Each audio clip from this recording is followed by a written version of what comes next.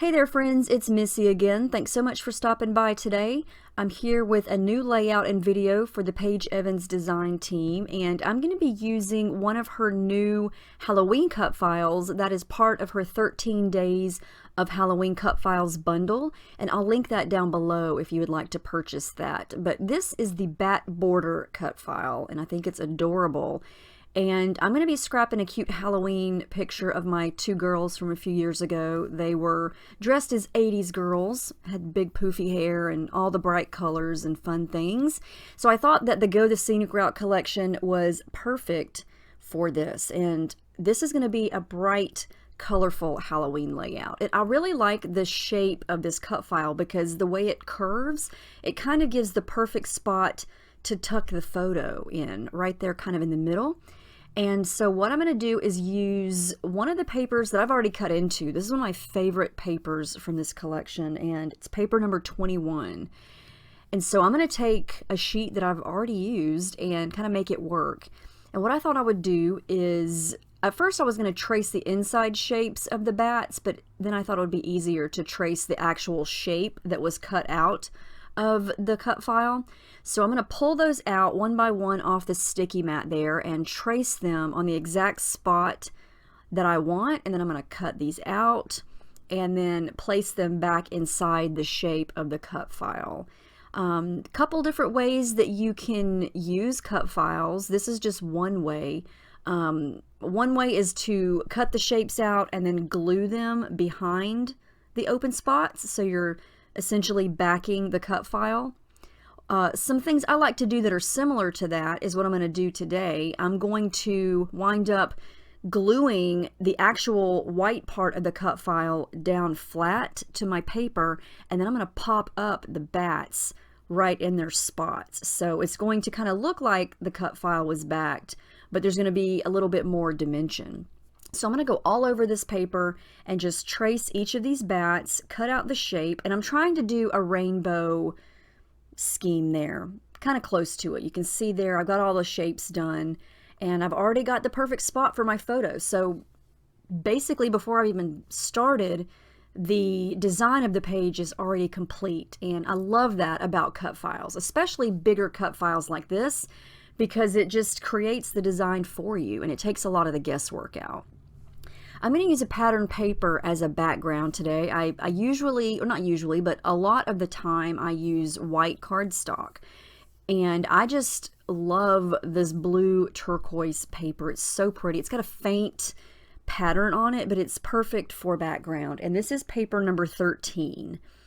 And I also love the back of this paper, which I've used already on a previous layout. And thank goodness I have more than one copy of it.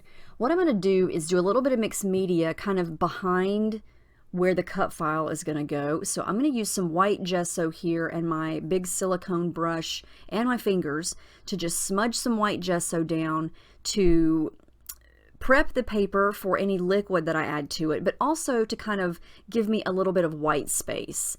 I feel like when you use a colored background like this, it helps whatever color you're going to add to it. The white kind of helps that color stay true to the color, because when you start adding colors on top of other colors, it kind of changes those colors. So you can kind of see how I've got that white kind of faded out and hazy, and now it's ready for color. So I pulled out some different shades of blue and aqua colored shimmer sprays, which are my favorite sprays. And I'm going to just do a little bit of mixing and matching here. I'm trying to keep it right on top of the gesso there. And then I spritzed it with a little bit of water. And then I'm going to use my brush. I'm going to kind of turn the page this way and that way and just let this color kind of run and blend. And I thought that I would use blue since my background is blue and there's so many colors in the bats that I thought a neutral blue would look good. And this is just sort of something to make the background not completely one flat color. I always like to do mixed media. If you've watched any of my other videos or followed any of my other work, then you know I do mixed media on everything because it's just my favorite thing to do. And so that's what I'm going to do. And I'm going to wind up darkening this blue. I'm adding in a shimmers called Ahoy Matey, which is a navy blue color. I've used Junie B Blue, will blue me down and seize the day also. But the color that made this really darker was called Ahoy Matey. And you can see there I'm trying to keep it in a nice little arc shape. So this is going to be pretty much behind where the bats are going to go. And so a little bit of time lapse there. You can kind of see how this is going to look. I've let it dry a little bit. I've added a little bit more. And then I'm going to kind of see how this is going to look. And I'm liking that so far. I'm going to keep working on it. I'm really digging the navy blue color behind all of these bright colors. I think I've used the navy blue mixed media on all of my layouts that I've made with this collection. I just think it's a nice neutral dark color that really makes the bright colors pop. And you can kind of see here where the paper is buckling a little bit. You can see where the color is pooling into those little valleys there. And that's okay. You know, this is just regular pattern paper. It's not designed to hold a bunch of water, but the gesso helps tremendously with that. So it's pretty much dry here. You can see it's a little bit warped. It's okay. It's going to flatten out once everything gets glued down. And yeah, it's just something to add a little bit of interest to the background. I'm going to go ahead and put all of the bats back in their spots. I like this part because it's kind of like a puzzle. Put all the pieces back in and see how it looks. I just like that it adds some interest to the background. It kind of really enhances those bright colors. All right, so yes, you know me and my latest obsession with white splatters. Yep, we're going to do it again. And that's just white acrylic paint with a little bit of water on my brush to make it a little bit more diluted. And then I'm just going to go to town with the splatters. I just love the look of white splatters on colored paper, especially when it is a color that's really going to make the white pop, you know? And I feel like it really pops on the navy blue mixed media part. But white is just fun to do, and I feel like the white acrylic paint just works perfectly. I love how that looks. I just love it. I don't know. We're gonna go with it. Is it snow? I know I say this every time I do white splatters. It's the perfect thing to do for snow, but this is a Halloween layout that has nothing to do with snow. But we're just gonna go with it because I like how it looks. All right, so I'm gonna very carefully start to glue down the cut file. Like I said in the beginning, I'm going to glue this down completely flat. So I'm gonna make sure I'm using my Scotch tacky glue there so it's gonna be permanent and stay down. So that's all completely flat. Now I'm going to pop up the bats, and I want to add a little bit of texture to them because I want them to look a little bit weathered and rough and imperfect. So I'm going to do my best to use my edge distressor there. It's a little bit harder to do on the smaller bats because they're so small, but I'm going to do each one, ruffle them up a little bit, add a little bit of adhesive foam behind the back there, and then glue them right back into their spots. And so this just means that the bats are going to sit up a little bit higher than the cut file. I think on my last layout that I made for Paige's team, I reversed this. I glued down the letters because I did a title that had words in it. So I popped the cut file up and glued the inside pieces down. So you can do either or you can just back the cut file straight up and pop the whole thing up or glue the whole thing flat. It just depends on the look you're going for and the type of cut file it is. So there you can see the dimension there. And this way I can kind of bend up the edges of the bat wings and, you know, kind of make them look like they're flying around. And this makes bats cute because they're colorful and rainbow and they're not dark and scary vampire bats. You know, I didn't want this to be a spooky page. I wanted this to be a fun, colorful page. So that's what it's going to be. You know, there's no rules saying that a Halloween layout has to be black and orange. It doesn't have to be, you know. Do what you want. So we're going all colorful and rainbow. It's with this collection, it is hard to not go rainbow because it's just gorgeous, you know. I'm just inspired to use all the colors. I'm trying to get the adhesive foam just in the right spot behind this photo here because since the bats are popped up and the photo is going to overlap a few of the bats, I want the photo to be the same level. All right, this didn't work out as well as I wanted. You can't even really tell that I do this part, but I was in the mood to stamp. So I pulled out the Go the Scenic Route stamps and pulled out this little diamond or square shape and thought I would use some white ink to just do a little bit of extra background detail. But it didn't stamp that well, and I think it's because my ink pad there is on its last leg, and it just didn't really show up that well on top of this blue background. So I really shouldn't even have bothered to do this because you can't even really tell at the end, but that's okay. You never know until you try something. But yeah, that stamp set is from this collection, and it is really cute. I've pulled out the ephemera die cuts there. I'm going to use a couple of things from that. I'm going to use this little strip of hearts, and I'm going to cut these out, and I'm going to purposely cut a little white border around them because I feel like the bats have the white border around them because of the cut file. And I want to make these hearts stand out a little bit, so I feel like the white border does that. Sometimes I cut the white border off. Sometimes I like the white border. It just depends on the colors, it depends on the layout, it depends on everything. So I thought I would add some color to the right of the photo using those hearts. And then I'm going to continue to rifle through everything. I'm going to use that little orange ticket that says Party Pass. And these are the cardstock stickers. And I'm going to use this one here that says Perfect. And I like that it's that dark blue color. And I'm going to stick that over to the side. And I like this sticker that's red and pink that says Together.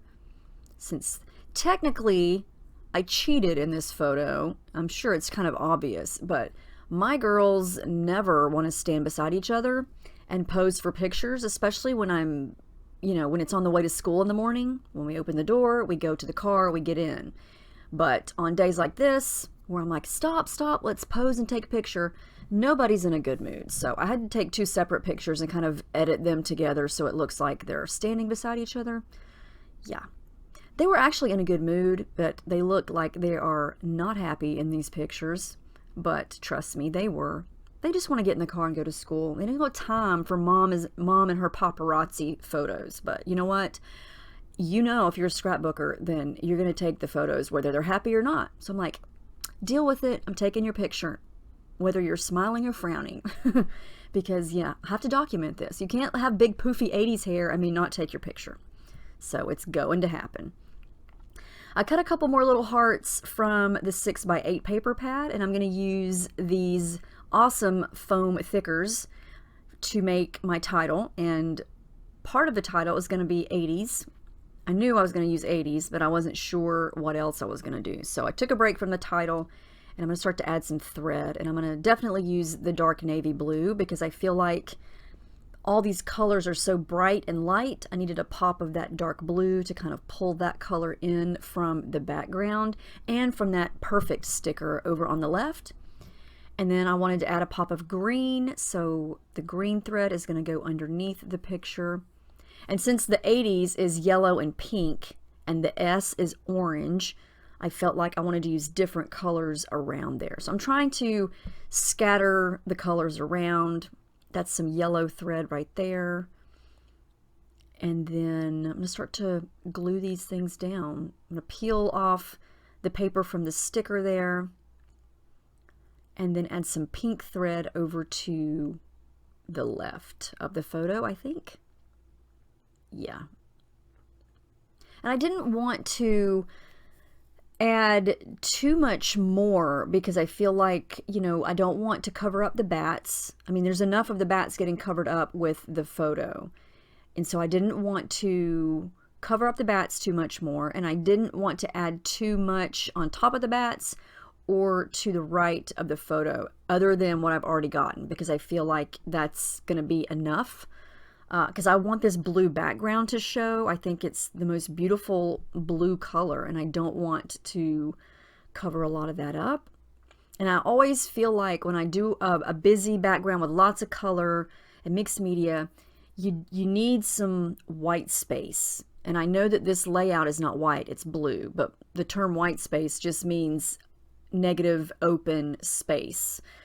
And it just kind of gives your eye a place to rest from all the busy stuff. You know, we've got all these colors, we've got all these bats, we've got the hearts, the photo. It's a lot going on. So the open space around that kind of helps balance out the busy sections. So I pulled out these dark blue stickers. They're mini foam thickers from the Pick Me Up collection. That's also one of Paige's older collections. And I just decided to go with totally, because that's a total 80s word, right? So it's just going to be 80s totally, or totally 80s. That's just how it's going to be arranged, and I like that. And then I thought that I would use some of the inside pieces of the little bats and kind of scatter those around as well. It was a last minute decision, but I'm going to use my gelatos to color them up. So these bats are going to look a little more mixed media-ish, since the other bats are from the pattern paper. And I'm just going to use a couple of gelatos from my stash that match these colors. And I'm just kind of adding a little bit of color around the edges, dipping my finger in some water there, and then just smudging it around. So these look a little more watercolored than the other bats, but I was trying to decide what else to add to it without going overboard, like I said, without adding too much more to make it overly busy.